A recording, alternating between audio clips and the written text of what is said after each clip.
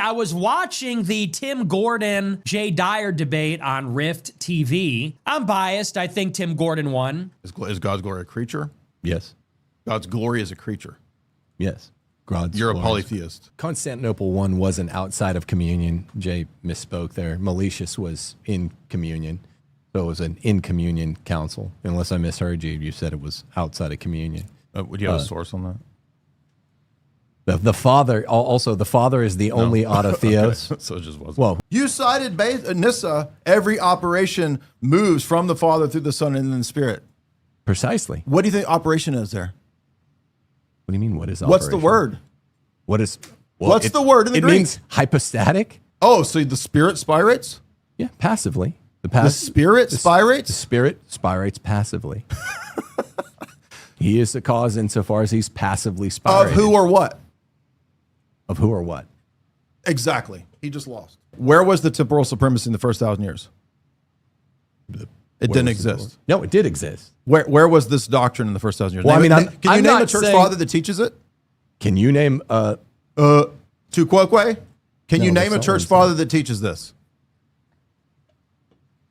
I mean... No, because it doesn't exist. Well, so this is a development of the power. Oh, exactly. So it's a development And now of it's the power. developed away because... And it's so funny because I debated Dyer when I was a teenager. The only debate that I really didn't love my performance was actually with Dyer. Admittedly, I don't think that debate went well for me. The keys, the keys. Royal keys, the keys, get the keys. But the course of the debate was the primacy of the Catholic Church, of the papacy in particular. And in that debate, I kept falling back onto the scripture. I didn't have any, what is the case for the Pope? Well, Jesus gave St. Peter the keys. That's enough for me. And a lot of people made fun of me for that argument. They said, oh, that's all you got. That's your only argument, is that Jesus gave Peter the keys. But watching this debate with Tim Gordon and Dyer, that's all you need. I still had it with that. That was the winning argument. Peter was given the keys. He gives Peter the keys, and he gave him the keys. Royal keys he presented to Peter. He gets the keys. Peter was given the keys. Gave the keys to Peter. He gives the keys to Peter. Get the keys being given. What did the keys represent? If not jurisdiction, he gave the keys to Peter. Jesus Christ gives his keys to Peter. My material is gay. Do you want to come on and debate? Zach Silvas. Hey, Jay. I think my view on the Peter getting the keys and,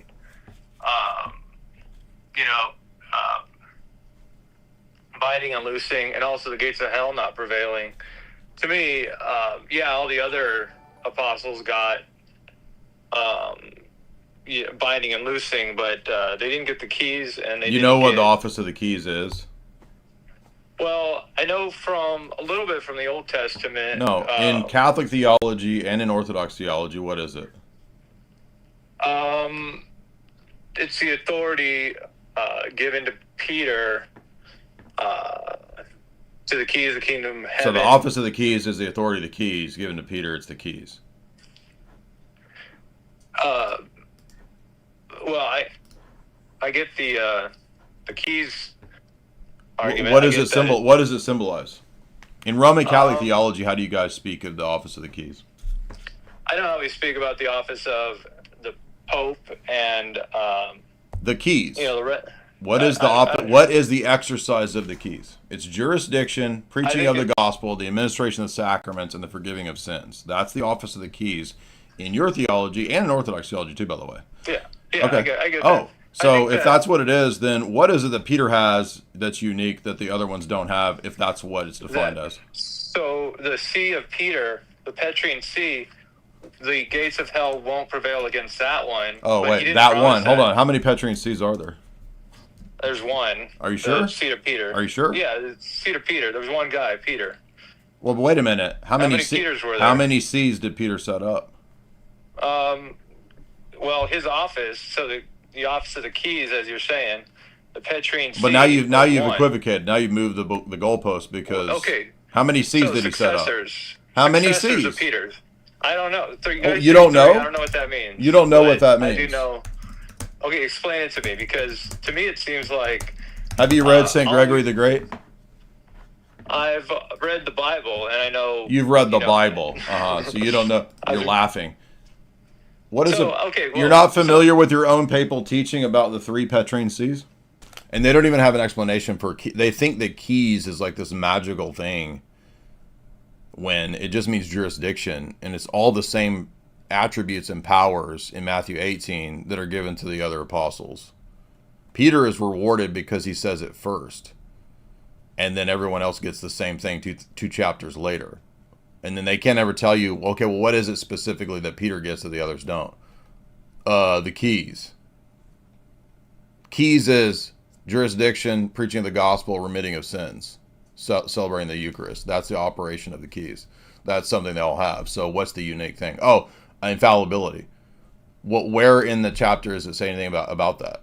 Oh, well, it's assumed. It's tradition. Exactly. Uh-oh, Zachary wants to try again. Oh, no, here we go. Jesus gave Peter the keys, not his seat, not the places he visited where he set up.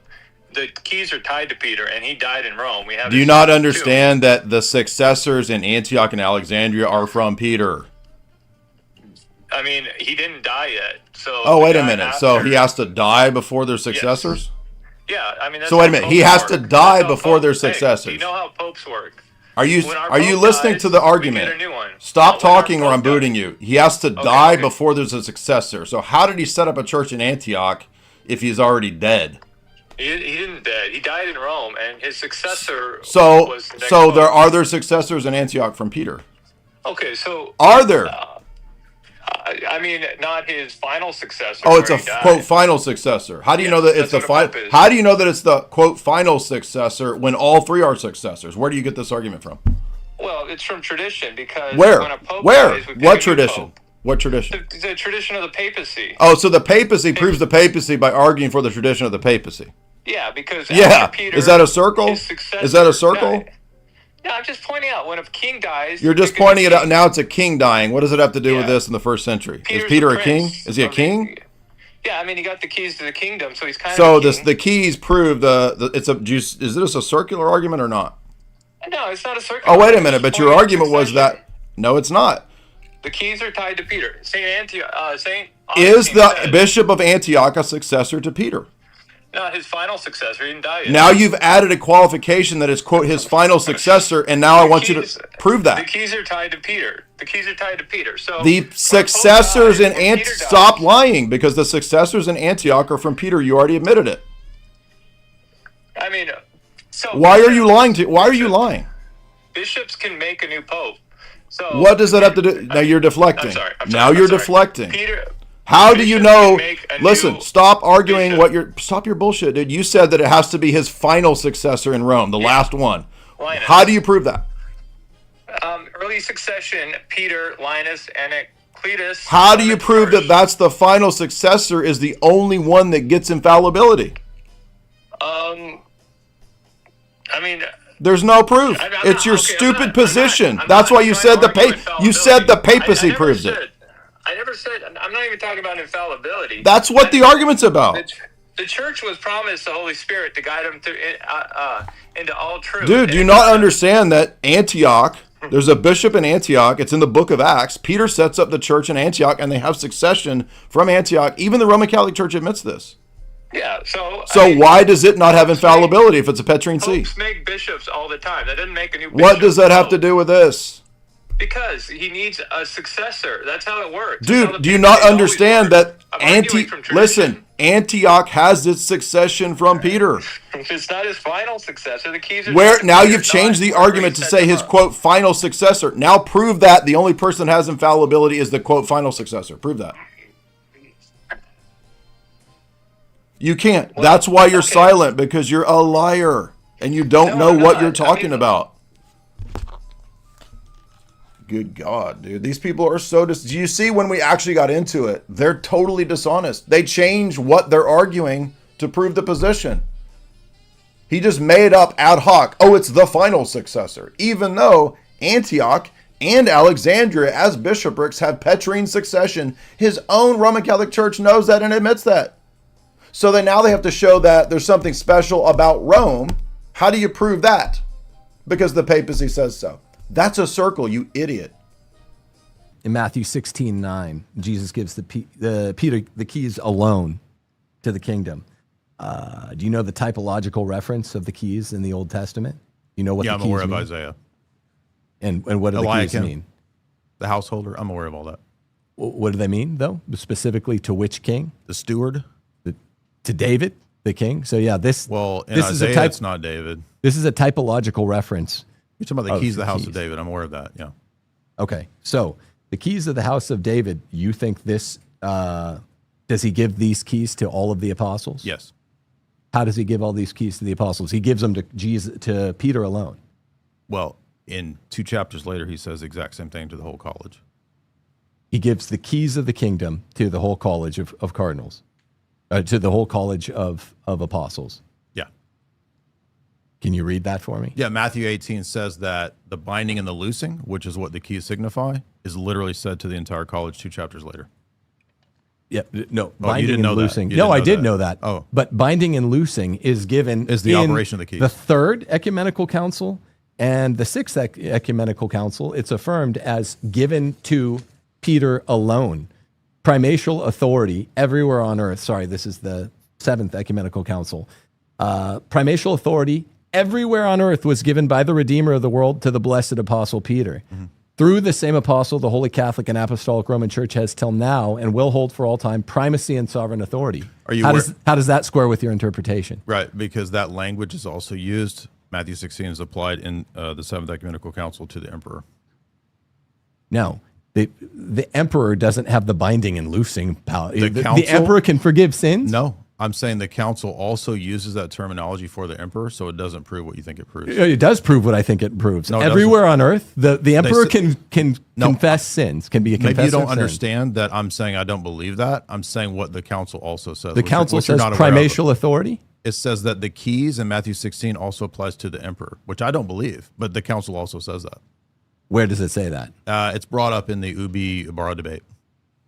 No, I mean, but where does it say that in the council? Can you read me something? I don't like have the documents line? with me, no, but you can look it up.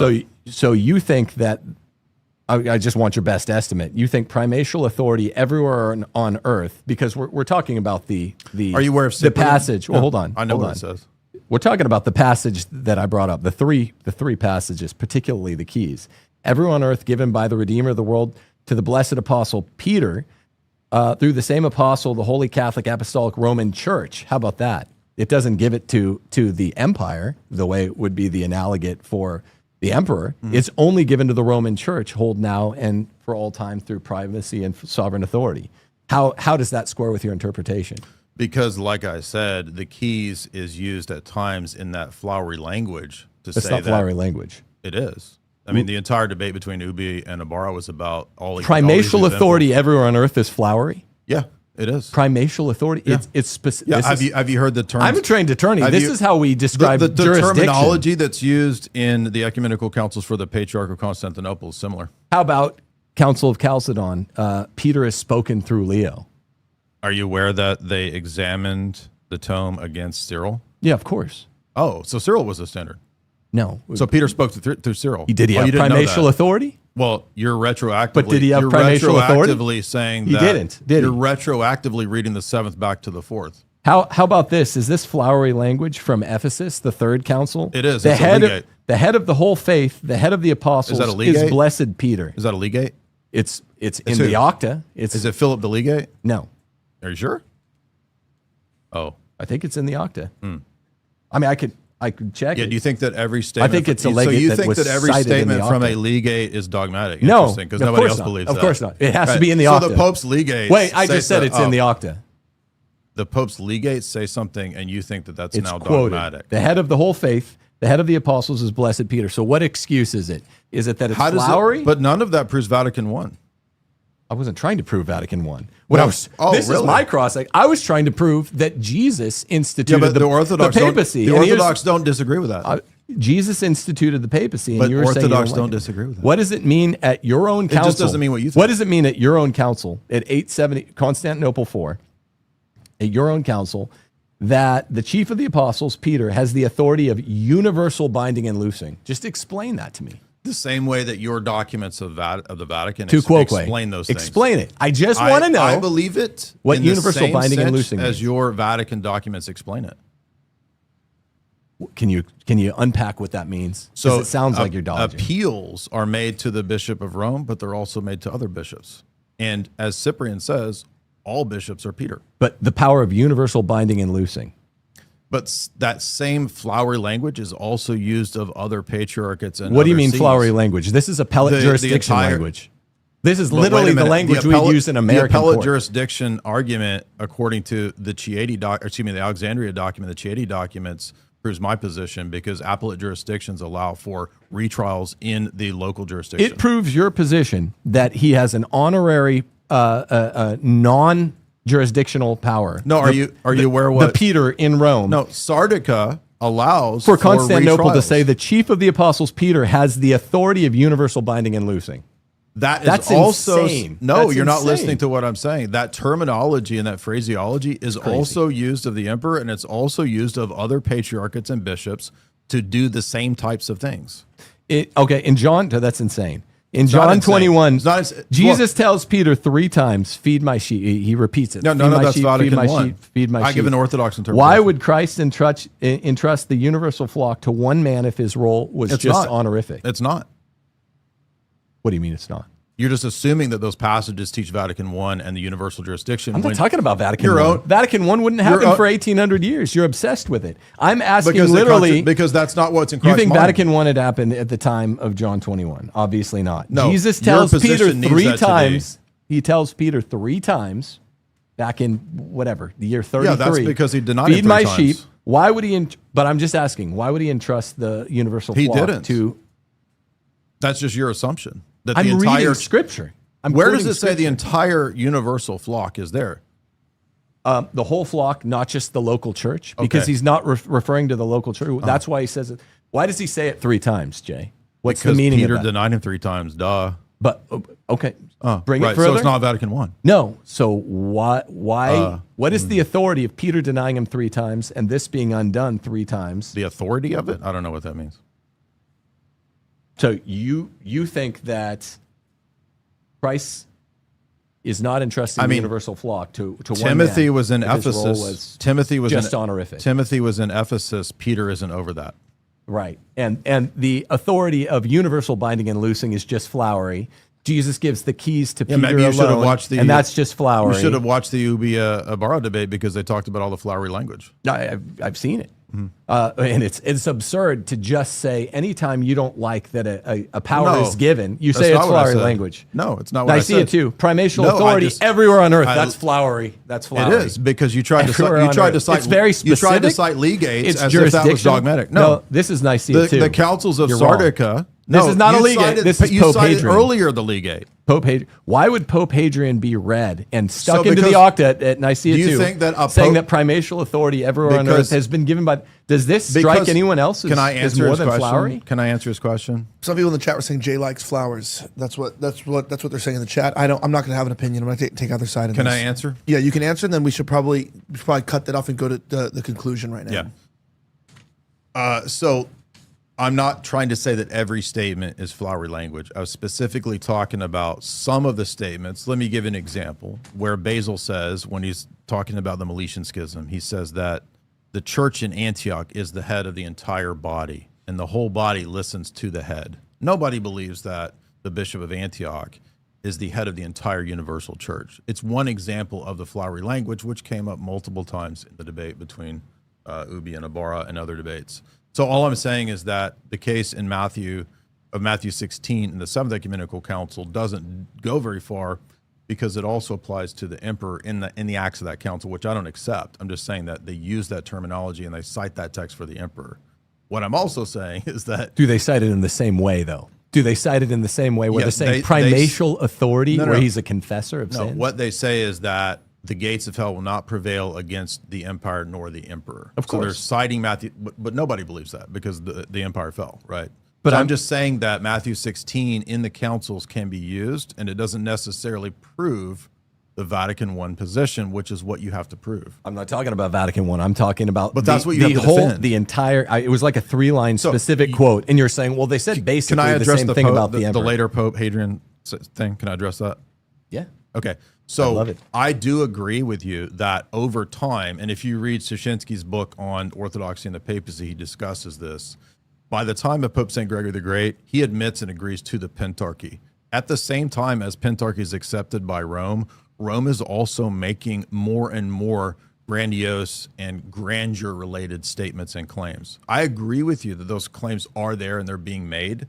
But from an Orthodox perspective, just because the Pope at a council says that, we don't necessarily think that it's true because the Pope said it and it's in the council, right? It could be the Acts, it could be flowery language, and we don't accept everything that a Pope says, Of course. even at a council. So the real issue, epistemologically, is how do you say that this is not circular reasoning? In other words, what I kept repeating in my opening, the councils are ecumenical when we accept them. And only the accepted councils are ecumenical. That's why you guys have 14 churches. That's why you can't meet the first mark of the church. You have three patriarchs of Antioch. For the You sake have of this- three in your church. All right, for the sake of this, But you can't meet the one. There's one head. There's one visible sign of unity. that was God telling us to get to the closing.